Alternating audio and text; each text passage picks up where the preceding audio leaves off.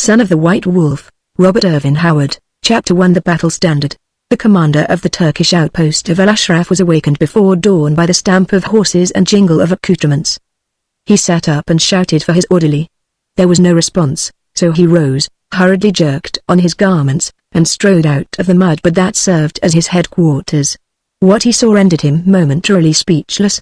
His command was mounted, in full marching formation, drawn up near the railroad that it was their duty to guard. The plain to the left of the track where the tents of the troopers had stood now lay bare. The tents had been loaded on the baggage camels which stood fully packed and ready to move out. The commandant glared wildly, doubting his own senses, until his eyes rested on a flag borne by a trooper. The waving pennant did not display the familiar crescent. The commandant turned pale. "What does this mean?" he shouted, striding forward. His lieutenant, Osman, glanced at him inscrutably. Osman was a tall man, hard and supple as steel, with a dark keen face. "Mutiny, Effendi," he replied calmly. "We are sick of this war. We fight for the Germans. We are sick of Jamal Pasha and those other fools of the Council of Unity and Progress, and, incidentally, of you. So we are going into the hills to build a tribe of our own." "Madness!" gasped the officer, tugging at his revolver. Even as he drew it, Osman shot him through the head. The lieutenant sheathed the smoking pistol and turned to the troopers. The ranks were his to a man, one to his wild ambition under the very nose of the officer who now lay there with his brains oozing. "Listen," he commanded. In the tense silence they all heard the low, deep reverberation in the west. "British guns," said Osman, "battering the Turkish Empire to bits. The new Turks have failed. What Asia needs is not a new party, but a new race. There are thousands of fighting men between the Syrian coast and the Persian highlands, ready to be roused by a new word, a new prophet. The East is moving in her sleep. Ours is the duty to awaken her. You have all sworn to follow me into the hills.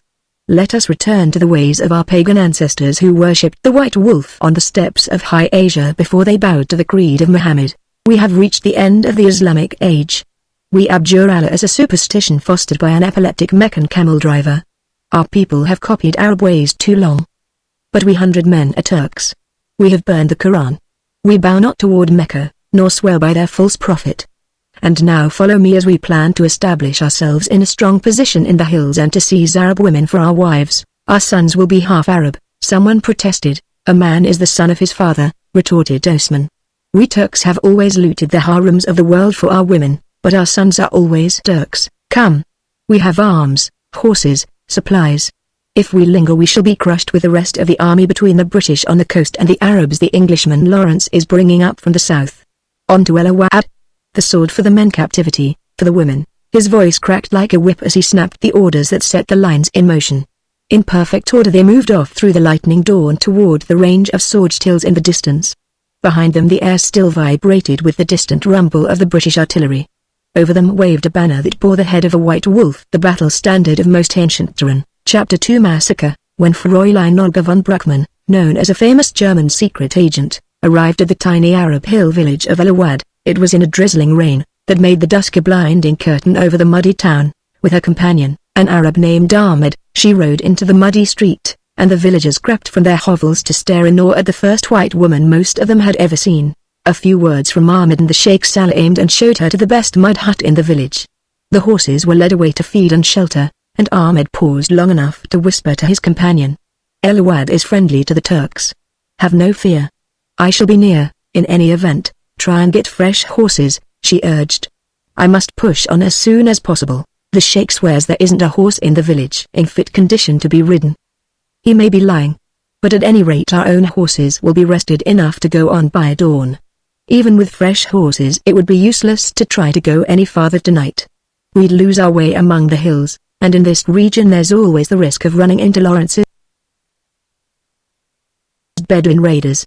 Olga knew that Ahmed knew she carried important secret documents from Baghdad to Damascus, and she knew from experience that she could trust his loyalty.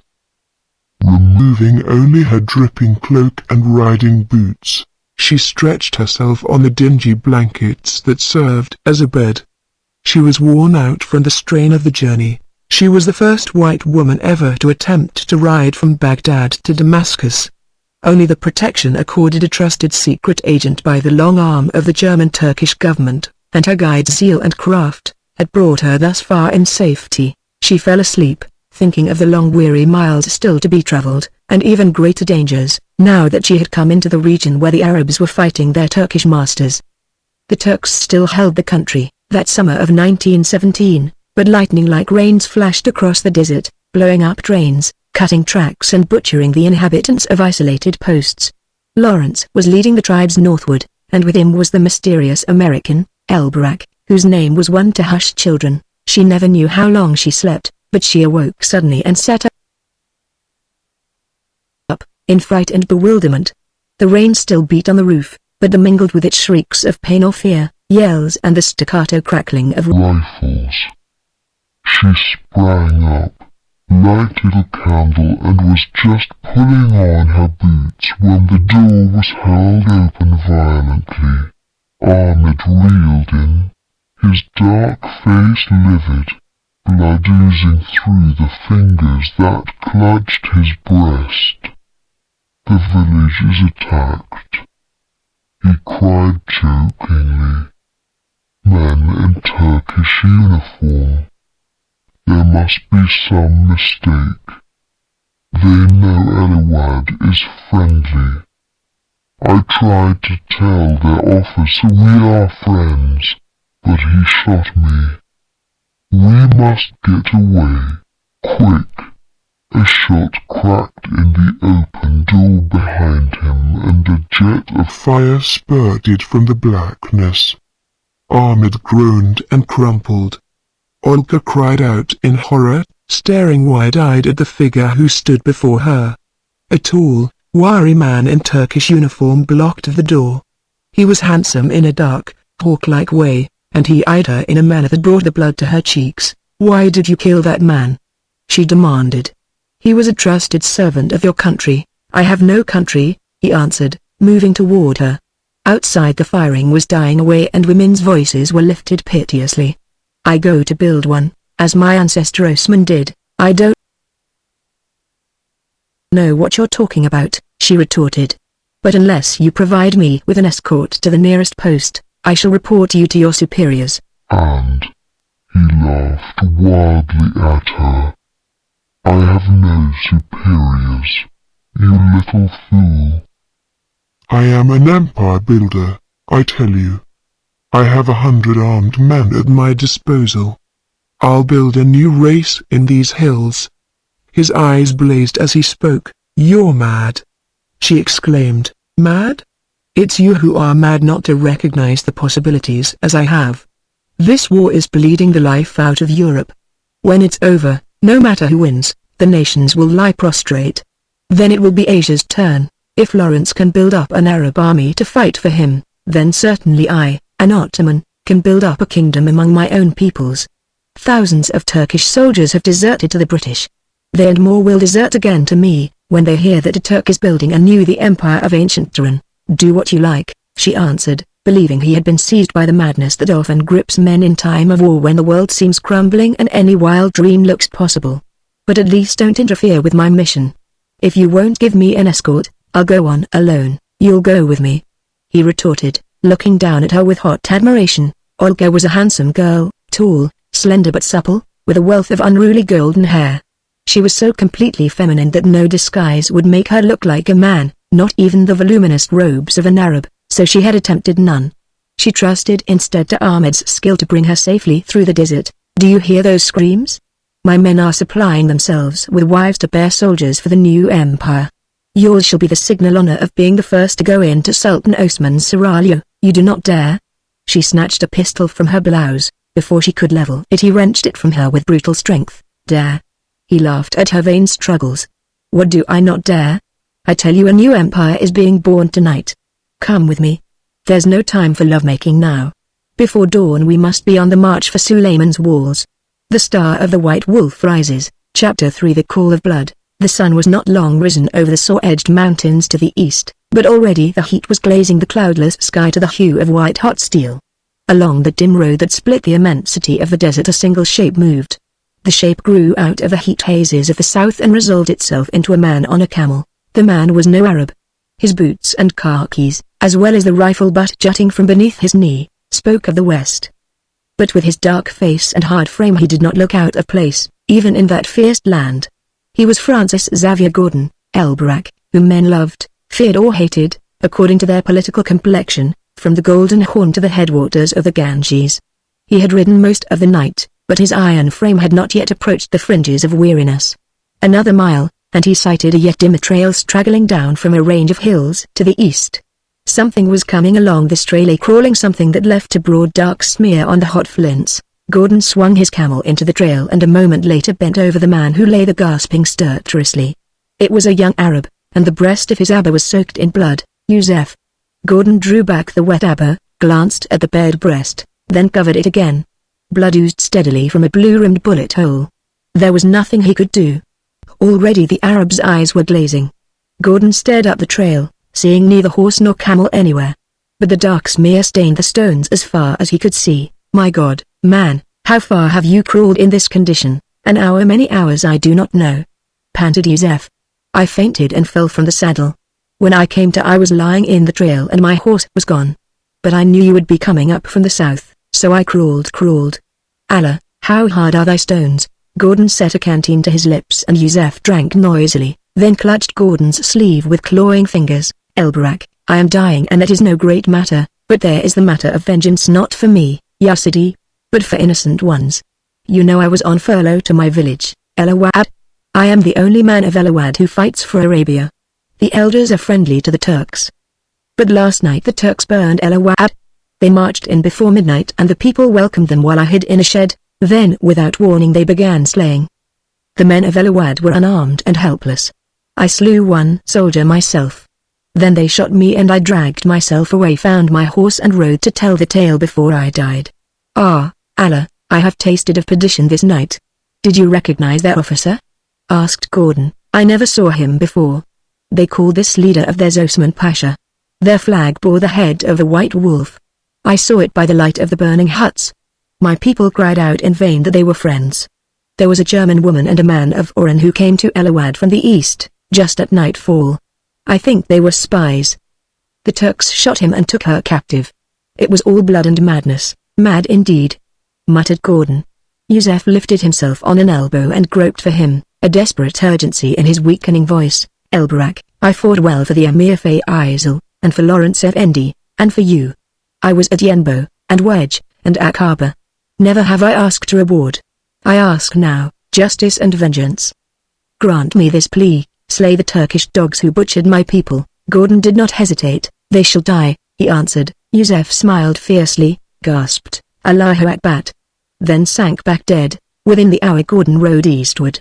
The vultures had already gathered in the sky with their grisly foreknowledge of death, then flapped sullenly away from the cairn of stones he had piled over the dead man. Yusef, Gordon's business in the north could wait. One reason for his dominance over the Orientals was the fact that in some ways his nature closely resembled theirs. He not only understood the cry for vengeance, but he sympathized with it. And he always kept his promise, but he was puzzled. The destruction of a friendly village was not customary, even by the Turks, and certainly they would not ordinarily have mishandled their own spies.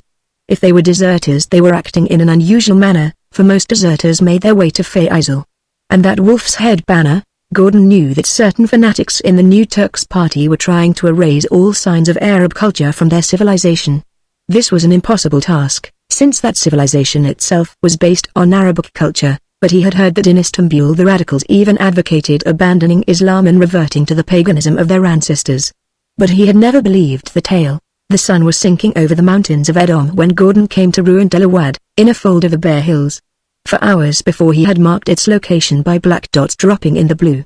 That they did not rise again told him that the village was deserted except for the dead. As he rode into the dusty street several vultures flapped heavily away. The hot sun had dried the mud, curdled the red pools in the dust. He sat in his saddle a while, staring silently. He was no stranger to the handiwork of the Turk. He had seen much of it in the long fighting up from Jeddah on the Red Sea. But even so, he felt sick. The bodies lay in the street, headless, disemboweled, hewn asunder bodies of children, old women and men. A red mist floated before his eyes, so that for a moment the landscape seemed to swim in blood. The slayers were gone, but they had left a plain road for him to follow. What the signs they had left did not show him, he guessed. The slayers had loaded their female captives on baggage camels, and had gone eastward, deeper into the hills. Why they were following that road he could not guess, but he knew where it led to the long-abandoned walls of Suleiman, by way of the well of Achmet. Without hesitation he followed. He had not gone many miles before he passed more of their workday baby, its brains oozing from its broken head. Some kidnapped woman had hidden her child in her robes until it had been wrenched from her and brained on the rocks, before her eyes. The country became wilder as he went. He did not halt to eat, but munched dry dates from his pouch as he rode. He did not waste time worrying over the recklessness of his action. One lone American dogging the crimson rail of a Turkish raiding party. He had no plan, his future actions would depend on the circumstances that arose. But he had taken the death trail and he would not turn back while he lived. He was no more foolhardy than his grandfather, who single-handedly trailed an Apache war party for days through the Guadalupes and returned to the settlement on the Pecos with scalps hanging from his belt. The sun had set and dusk was closing in when Gordon topped a ridge and looked down on the plain whereon stands the well of Achmet with its straggling palm grove. To the right of that cluster stood the tents, horse lines and camel lines of a well-ordered force. To the left stood a hut used by travelers as a khan. The door was shut and a sentry stood before it. While he watched, a man came from the tents with a bowl of food which he handed in at the door. Gordon could not see the occupant, but he believed it was the German girl of whom Yusef had spoken, though why they should imprison one of their own spies was one of the mysteries of this strange affair. He saw their flag, and could make out a splotch of white that must be the wolf's head. He saw, too, the Arab women, 35 or 40 of them herded into a pen improvised from bales and pack saddles. They crouched together dumbly, dazed by their misfortunes. He had hidden his camel below the ridge, on the western slope, and he lay concealed behind a clump of stunted bushes until night had fallen. Then he slipped down the slope, circling wide to avoid the mounted patrol, which rode leisurely about the camp. He lay prone behind a boulder till it had passed, then rose and stole toward the hut. Fires twinkled in the darkness beneath the palms and he heard the wailing of the captive women. The sentry before the door of the hut did not see the cat-footed shadow that glided up to the rear wall. As Gordon drew close he heard voices within. They spoke in Turkish. One window was in the back wall, strips of wood had been fastened over it, to serve as both pane and bars. Peering between them, Gordon saw a slender girl in a travel-worn riding habit standing before a dark-faced man in a Turkish uniform. There was no insignia to show what his rank had been. The Turk played with a riding whip and his eyes gleamed with cruelty in the light of a candle on a camp table. "What do I care for the information you bring from Baghdad?" he was demanding. "Neither Turkey nor Germany means anything to me. But it seems you fail to realize your own position. It is mine to command, you to obey. You are my prisoner, my captive, my slave. It's time you learned what that means. And the best teacher I know is the whip." He fairly spat the last word at her and she paled. "You dare not subject me to this indignity," she whispered weakly. Gordon knew this man must be Osman Pasha. He drew his heavy automatic from its scabbard under his armpit and aimed at the Turk's breast through the crack in the window. But even as his finger closed on the trigger he changed his mind. There was the sentry at the door, and 100 other armed men, within hearing, whom the sound of a shot would bring on the run. He grasped the window bars and braced his legs. "I see I must dispel your illusions," muttered Osman, moving toward the girl who cowered back until the wall stopped her. Her face was white. She had dealt with many dangerous men in her hazardous career, and she was not easily frightened. But she had never met a man like Osman. His face was a terrifying mask of cruelty, the ferocity that gloats over the agony of a weaker thing shone in his eyes. Suddenly he had her by the hair, dragging her to him, laughing at her scream of pain. Just then Gordon ripped the strips off the window. The snapping of the wood sounded loud as a gunshot and Osman wheeled, drawing his pistol. As Gordon came through the window, the American hit on his feet, leveled automatic checking Osman's move. The Turk froze, his pistol lifted shoulder high, muzzle pointing at the roof. Outside the sentry called anxiously, "Answer him," grated Gordon below his breath. "Tell him everything is all right. And drop that gun." The pistol fell to the floor and the girl snatched it up. "Come here, Fräulein." She ran to him, but in her haste she crossed the line of fire. In that fleeting moment when her body shielded his, Osman acted.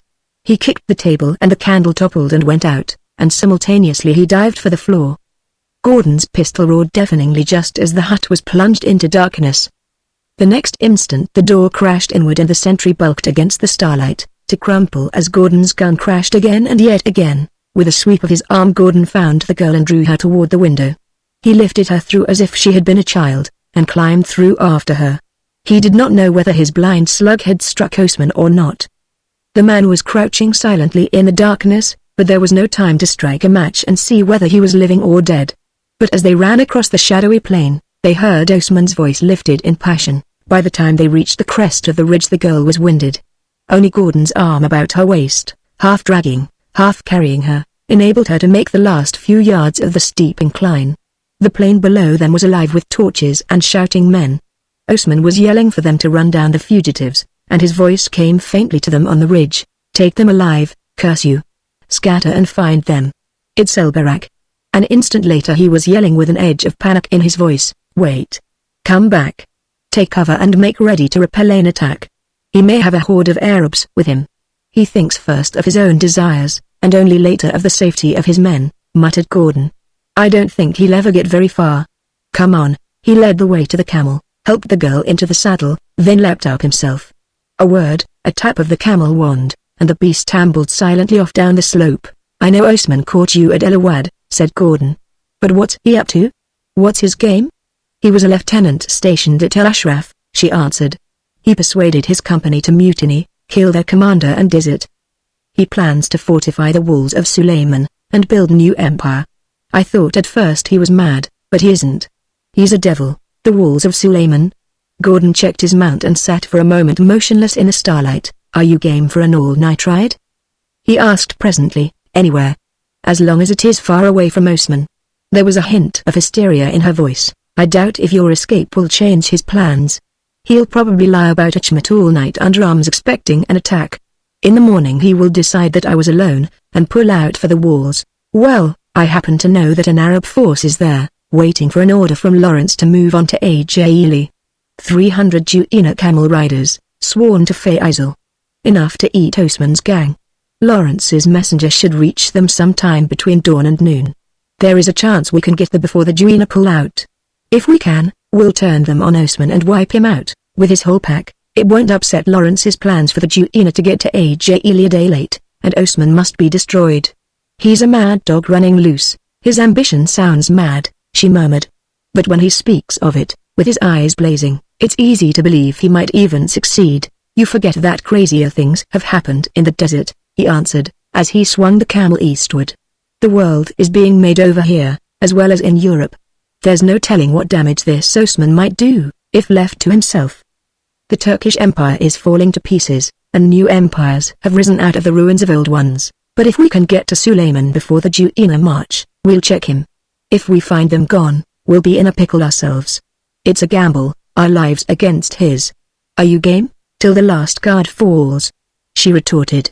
His face was a blur in the starlight, but she sensed rather than saw his grim smile of approval. The camel's hooves made no sound as they dropped down the slope and circled far wide of the Turkish camp. Like ghosts on a ghost camel they moved across the plain under the stars. A faint breeze stirred the girl's hair. Not until the fires were dim behind them and they were again climbing a hill road did she speak. "I know you. You're the American they call El Barak. The Swift. You came down from Afghanistan when the war began. You were with King Hussein even before Lawrence came over from Egypt. Do you know who I am?" "Yes, then what's my status?" she asked. "Have you rescued me or captured me?" "Am I a prisoner? Let us say companion, for the time being," he suggested. "We're up against a common enemy. No reason why we shouldn't make common cause, is there?" "None." She agreed, and leaning her blonde head against his hard shoulder, she went soundly to sleep. A gaunt moon rose, pushing back the horizons, flooding craggy slopes and dusty plains with leprous silver.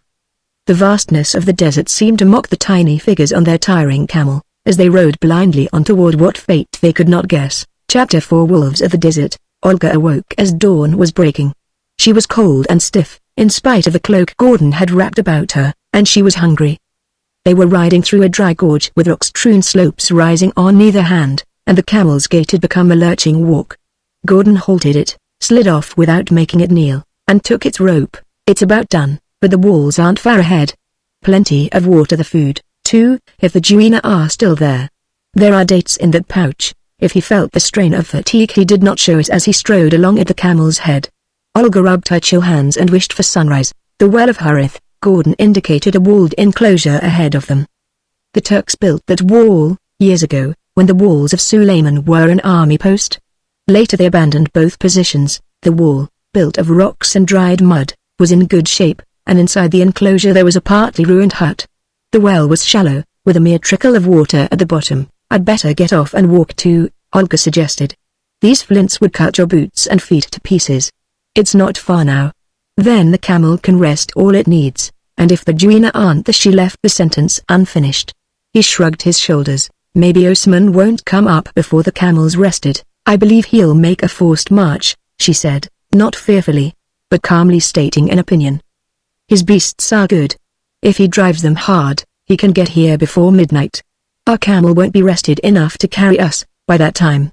And we couldn't get away on foot, in this desert, he laughed, and respecting her courage, did not try to make light of their position. Well, he said quietly, let's hope the Juina are still there. If they were not, she and Gordon were caught in a trap of hostile, waterless desert, fanged with the long guns of predatory tribesmen. 3 miles further east the valley narrowed and the floor pitched upward, dotted by dry shrubs and boulders. Gordon pointed suddenly to a faint ribbon of smoke feathering up into the sky. Look. The Juina are there. Olga gave a deep sigh of relief. Only then did she realize how desperately she had been hoping for some such sign. She felt like shaking a triumphant fist at the rocky waste about her, as if at a sentient enemy, sullen and cheated of its prey. Another mile and they topped a ridge and saw a large enclosure surrounding a cluster of wells. There were Arabs squatting about their tiny cooking fires. As the travelers came suddenly into view within a few hundred yards of them, the Bedouins sprang up, shouting. Gordon drew his breath suddenly between clenched teeth. They're not Juina. They're Uala. Allies of the Turks, too late to retreat. 150 wild men were on their feet, glaring, rifles cocked. Gordon did the next best thing and went leisurely toward them. To look at him one would have thought that he had expected to meet these men here, and anticipated nothing but a friendly greeting. Olga tried to imitate his tranquility, but she knew their lives hung on the crook of a trigger finger. These men were supposed to be her allies, but her recent experience made her distrust Orientals. The sight of these hundreds of wolfish faces filled her with sick dread. They were hesitating, rifles lifted, nervous and uncertain as surprised wolves. Then, Allah! Howled a tall, scarred warrior. It is El-Barak. Olga caught her breath as she saw the man's finger quiver on his rifle trigger. Only a racial urge to gloat over his victim kept him from shooting the American then and there. El-Barak! The shout was a wave that swept the throng, ignoring the clamor, the menacing rifles. Gordon made the camel kneel and lifted Olga off. She tried, with fair success, to conceal her fear of the wild figures that crowded about them, but her flesh crawled at the bloodlust burning redly in each wolfish eye. Gordon's rifle was in its boot on the saddle, and his pistol was out of sight, under his shirt. He was careful not to reach for the rifle, a move which would have brought a hail of bullets, but having helped the girl down, he turned and faced the crowd casually, his hands empty. Running his glance over the fierce faces, he singled out a tall stately man in the rich garb of a sheikh, who was standing somewhat apart. You keep poor watch, Mitklayan Ali, said Gordon. If I had been a raider your men would be lying in their blood by this time. Before the sheikh could answer, the man who had first recognized Gordon thrust himself violently forward, his face convulsed with hate. You expected to find friends here, El-Barak? He exulted. But you come too late. 300 Juina dogs rode north an hour before dawn. We saw them go, and came up after they had gone. Had they known of your coming, perhaps they would have stayed to welcome you. It's not to you I speak, Zangi Khan, you Kurdish dog, retorted Gordon contemptuously. But to the Ru'ala honorable men and fair foes. Zangi Khan snarled like a wolf and threw up his rifle, but a lean Bedouin caught his arm. Wait. He growled. Let El-Barak speak. His words are not wind. A rumble of approval came from the Arabs. Gordon had touched their fierce pride and vanity. That would not save his life, but they were willing to listen to him before they killed him. If you listen he will trick you with cunning words, shouted the angered Zangi Khan furiously. Slay him now, before he can do us harm. Is Zangi Khan sheikh of the Ru'ala that he gives commands while Mitkal stands silent? Asked Gordon with biting irony. Mitkal reacted to his taunt exactly as Gordon knew he would. Let El-Barak speak. He ordered. I command here, Zangi Khan. Do not forget that. I do not forget, Yasidi, the Kurd assured him, but his eyes burned red at the rebuke. I but spoke in zeal for your safety. Mitkal gave him a slow, searching glance which told Gordon that there was no love lost between the two men. Zangi Khan's reputation as a fighting man meant much to the younger warriors, Mitkel was more fox than wolf, and he evidently feared the Kurds' influence over his men. As an agent of the Turkish government, Zangi's authority was theoretically equal to Mitkel's. Actually this amounted to little, but Mitkel's tribesmen took orders from their sheikh only. But it put Zangi in a position to use his personal talents to gain an ascendancy Mitkel feared would relegate him to a minor position. "Speak, Elbarak," ordered Mitkel. "But speak swiftly. It may be," he added, "Allah's will that the moments of your life are few." "Death marches from the west," said Gordon abruptly. "Last night 100 Turkish deserters butchered the people of El Awad, Wallah," swore a tribesman. "El Awad was friendly to the Turks." "A lie!" cried Zangi Khan. "Or if true, the dogs of deserters slew the people to curry favor with Faisal." "When did men come to Faisal with the blood of children on their hands?" retorted Gordon. "They have forsworn Islam and worship the white wolf. They carried off the young women and the old women. The men and the children they slew like dogs." A murmur of anger rose from the Arabs. The Bedouins had a rigid code of warfare, and they did not kill women or children. It was the unwritten law of the desert, old when Abraham came up out of Chaldea. But Zangi Khan cried out in angry derision, blind to the resentful looks cast at him. He did not understand that particular phase of the Bedouins' code, for his people had no such inhibition.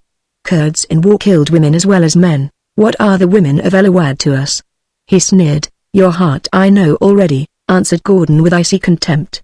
"It is to the Ru'ala that I speak." "A trick," howled the Kurd. "A lie to trick us." "It is no lie." Olga stepped forward boldly. "Zangi Khan, you know that I am an agent of the German government. Osman Pasha, leader of these renegades, burned El Awad last night, as Elbarak has said. Osman murdered Ahmad ibn Shawlan, my guide, among others. He is as much our enemy as he is an enemy of the British." She looked to Mitkel for help, but the sheikh stood apart, like an actor watching a play in which he had not yet received his cue. "What if it is the truth?" Zangi Khan snarled, muddled by his hate and fear of Elbarak's cunning. "What is El Awad to us?" Gordon caught him up instantly. "This Kurd asks what is the destruction of a friendly village. Doubtless, naught to him. But what does it mean to you, who have left your herds and families unguarded? If you let this pack of mad dogs range the land, how can you be sure of the safety of your wives and children? What would you have, Elbarak?" demanded a grey-bearded raider. "Trap these Turks and destroy them. I'll show you how." It was then that Zangi Khan lost his head completely. "Heed him not!" he screamed. "Within the hour we must ride northward. The Turks will give us 10,000 British pounds for his head." Avarice burned briefly in the men's eyes, to be dimmed by the reflection that the reward, offered for Elbarak's head, would be claimed by the Sheikh and Zangi. They made no move and Mitkel stood aside with an air of watching a contest that did not concern himself. "Take his head!" screamed Zangi, sensing hostility at last, and thrown into a panic by it. His demoralization was completed by Gordon's taunting laugh. "You seem to be the only one who wants my head, Zangi. Perhaps you can take it." Zangi howled incoherently, his eyes glaring red, then threw up his rifle, hip high. Just as the muzzle came up, Gordon's automatic crashed thunderously. He had drawn so swiftly not a man there had followed his motion. Zangi Khan reeled back under the impact of hot lead, toppled sideways and lay still. In an instant 100 cocked rifles covered Gordon, confused by varying emotions. The men hesitated for the fleeting instant it took Mitkel to shout, "Hold! Do not shoot!" He strode forward with the air of a man ready to take the center of the stage at last, but he could not disguise the gleam of satisfaction in his shrewd eyes. "No man here is kin to Zangi Khan," he said offhandedly. "There is no cause for blood feud. He had eaten the salt, but he attacked our prisoner whom he thought unarmed." He held out his hand for the pistol, but Gordon did not surrender it. "I'm not your prisoner," said he. "I could kill you before your men could lift a finger. But I didn't come here to fight you. I came asking aid to avenge the children and women of my enemies. I risk my life for your families. Are you dogs, to do less?" The question hung in the air unanswered, but he had struck the right chord in their barbaric bosoms, that were always ready to respond to some wild deed of reckless chivalry. Their eyes glowed and they looked at their sheikh expectantly. Mitkel was a shrewd politician. The butchery at El Awad meant much less to him than it meant to his younger warriors. He had associated with so-called civilized men long enough to lose much of his primitive integrity. But he always followed the side of public opinion, and was shrewd enough to lead a movement he could not check. Yet, he was not to be stampeded into a hazardous adventure. "These Turks may be too strong for us," he objected. "I'll show you how to destroy them with little risk," answered Gordon. But there must be covenants between us, Mitkel.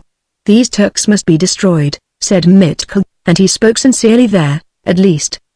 But there are too many blood feuds between us, Elbarak, for us to let you get out of our hands. Gordon laughed. You can't whip the Turks without my help, and you know it. Ask your young men what they desire, let Elbarak lead us, shouted a young warrior instantly. A murmur of approval paid tribute to Gordon's widespread reputation as a strategist. Very well. Mitkel took the tide. Let there be truce between us with conditions. Lead us against the Turks. If you win, you and the woman shall go free. If we lose, we take your head. Gordon nodded, and the warriors yelled in glee. It was just the sort of a bargain that appealed to their minds, and Gordon knew it was the best he could make. Bring bread and salt, ordered Mitkel, and a giant black slave moved to do his bidding. Until the battle is lost or won, there is truce between us, and no Ruala shall harm you, unless you spill Ruala blood. Then he thought of something else, and his brow darkened as he thundered.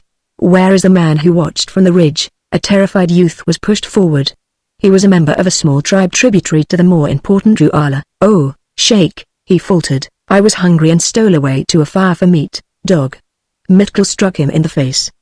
Death is thy portion for failing in thy duty. Wait. Gordon interposed. Would you question the will of Allah?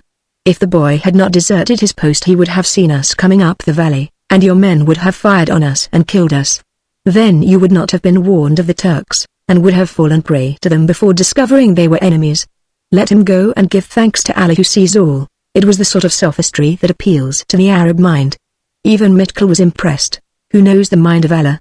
He conceded. Live, Musa, but next time perform the will of Allah with vigilance and a mind to orders. And now, Elbarak, let us discuss battle plans while food is prepared. Chapter 5 Treachery. It was not yet noon when Gordon halted the Ruala beside the well of Harith.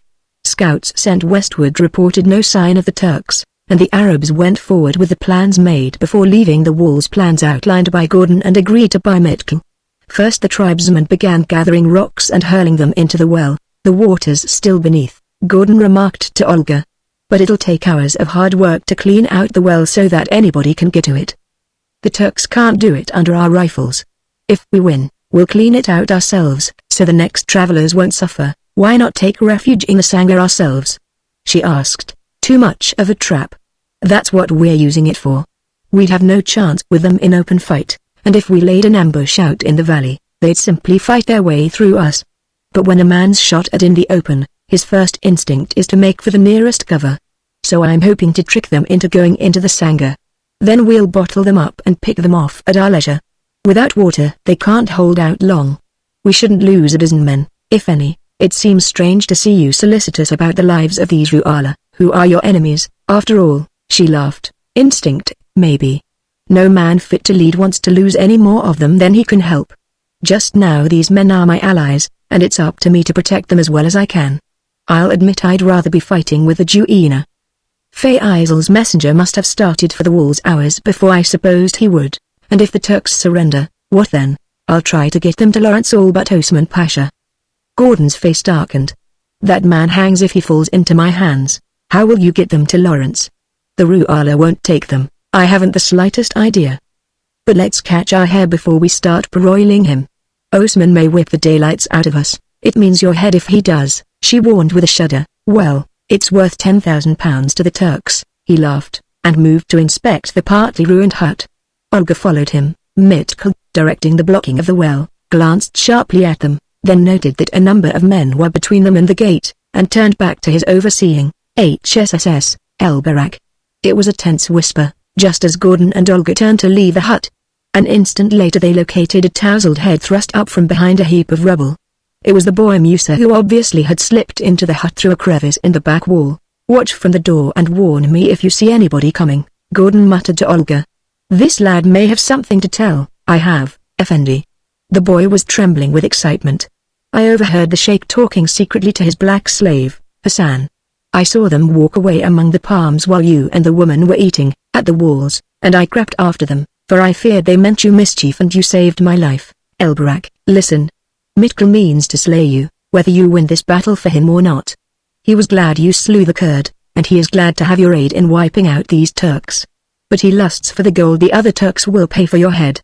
Yet he dares not break his word and the covenant of the salt openly. So, if we win the battle, Hassan is to shoot you, and swear you fell by a Turkish bullet. The boy rushed on with his story. Then Mitchell will say to the people, Elbrak was our guest and ate our salt. But now he is dead, through no fault of ours, and there is no use wasting the reward.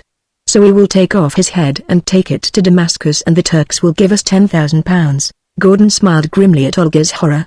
That was typical Arab logic. It didn't occur to Mitchell that Hassan might miss his first shot and not get a chance to shoot again, I suppose? He suggested. Oh, yes, Effendi, Mitchell thinks of everything.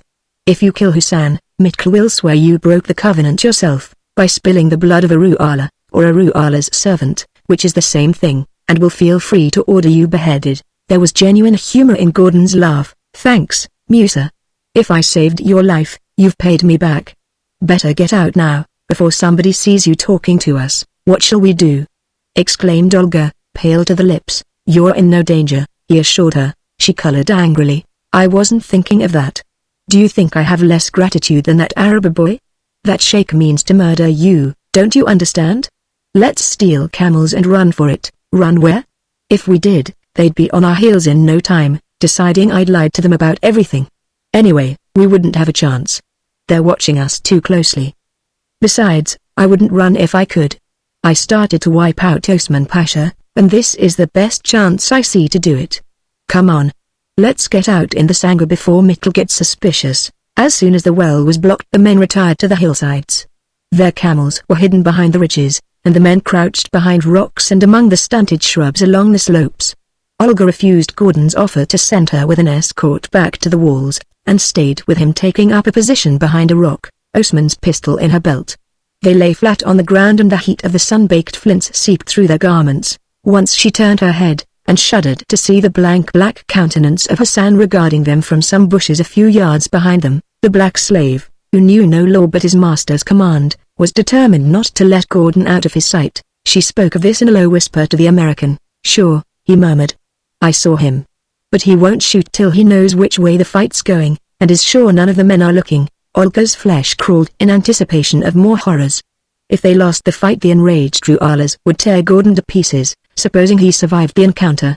If they won, his reward would be a treacherous bullet in the back. The hours dragged slowly by. Not a flutter of cloth, no lifting of an impudent head betrayed the presence of the wild men on the slopes. Olga began to feel her nerves quiver. Doubts and forebodings gnawed maddeningly at her. We took position too soon. The men will lose patience. Osman can't get here before midnight. It took us all night to reach the well. Bedouins never lose patience when they smell loot, he answered. I believe Osman will get here before sundown. We made poor time on a tiring camel for the last few hours of that ride. I believe Osman broke camp before dawn and pushed hard. Another thought came to torture her. Suppose he doesn't come at all? Suppose he has changed his plans and gone somewhere else? The Ru'ala will believe you lied to them. Look, the sun hung low in the west, a fiery, dazzling ball. She blinked, shading her eyes. Then the head of a marching column grew out of the dancing heat waves, lines of horsemen, grey with dust, files of heavily laden baggage camels, with the captive women riding them. The standard hung loose in the breathless air, but once, when a vagrant gust of wind, hot as the breath of perdition, lifted the folds, the white wolf's head was displayed, crushing proof of idolatry and heresy. In their agitation the Ru'ala almost betrayed themselves. Even Mitchell turned pale. Allah! Sacrilege! Forgotten of God! Hell shall be thy portion, easy! Hissed Gordon, feeling the semi-hysteria that ran down the lurking lines. Wait for my signal. They may halt to water their camels at the well. Osman must have driven his people like a fiend all day. The women drooped on the loaded camels, the dust-caked faces of the soldiers were drawn. The horses reeled with weariness. But it was soon evident that they did not intend halting at the well with their goal. The walls of Suleiman, so near. The head of the column was even with the Sangha when Gordon fired. He was aiming at Osman, but the range was long, the sun glare on the rocks dazzling. The man behind Osman fell, and at the signal the slopes came alive with spurting flame. The column staggered. Horses and men went down, and stunned soldiers gave back a ragged fire that did no harm. They did not even see their assailants save as bits of white cloth bobbing among the boulders. Perhaps discipline had grown lax during the grind of that merciless march. Perhaps panic seized the tired Turks. At any rate the column broke and the men fled toward the Sangha without waiting for orders. they would have abandoned the baggage camels had not Osman ridden among them. Cursing and striking with the flat of his sabre, he made them drive the beasts in with them. I hoped they'd leave the camels and women outside, grunted Gordon.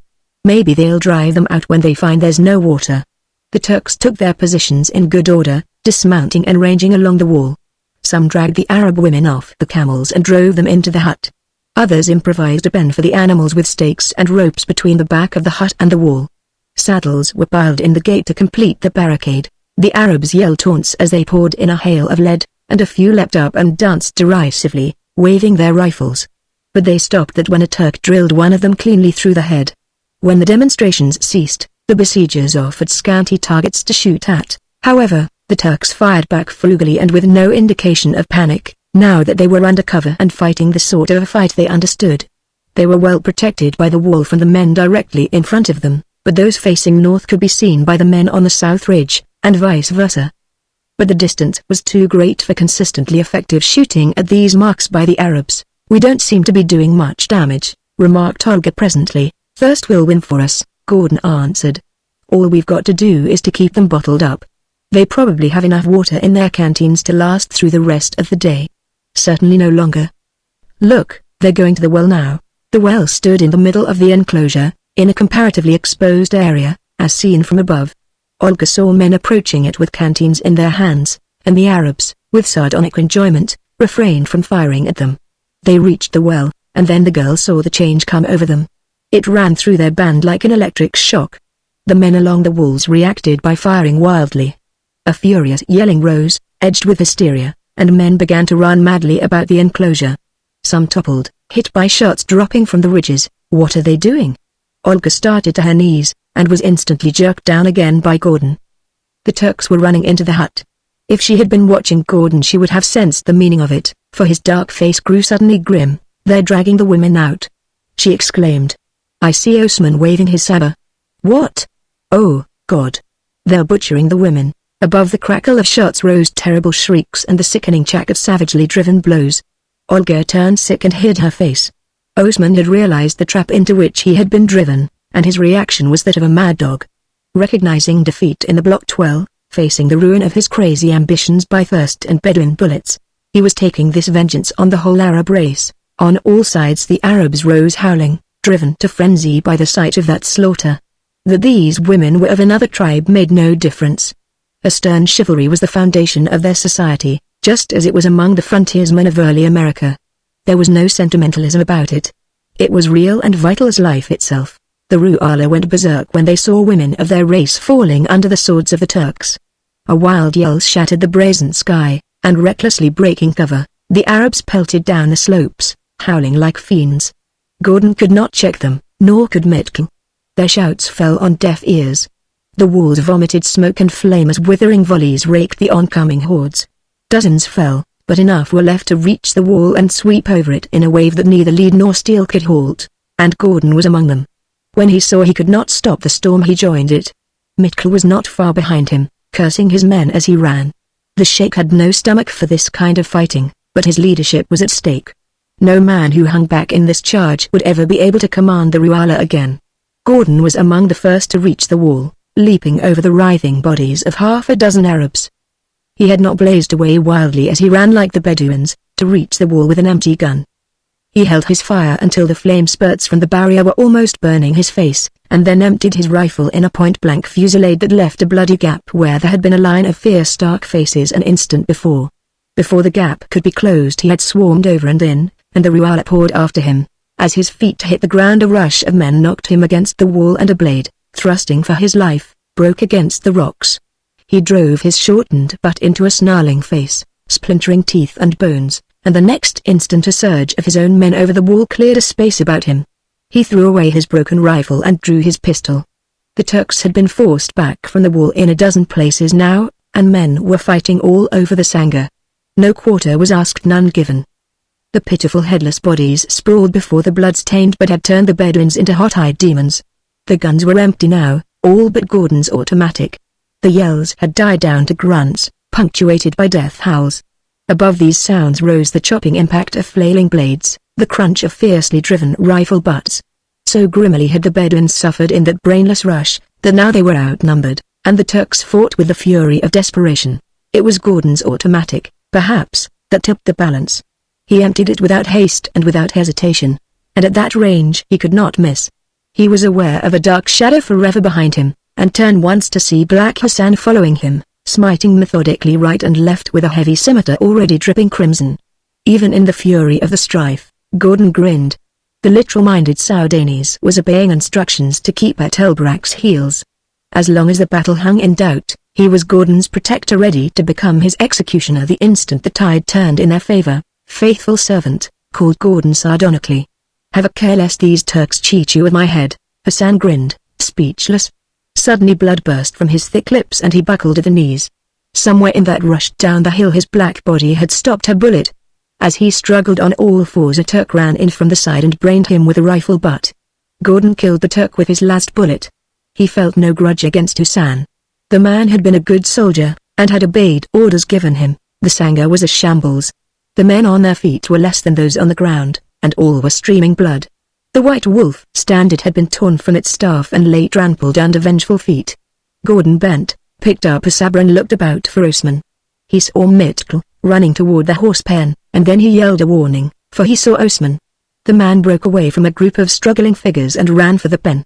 He tore away the ropes and the horses, frantic from the noise and smell of blood, stampeded into the Sangha, knocking men down and trampling them. As they thundered past, Osman, with a magnificent display of agility, caught a handful of flying mane and leapt on the back of the racing steed. Mitchell ran toward him, yelling furiously, and snapping a pistol at him.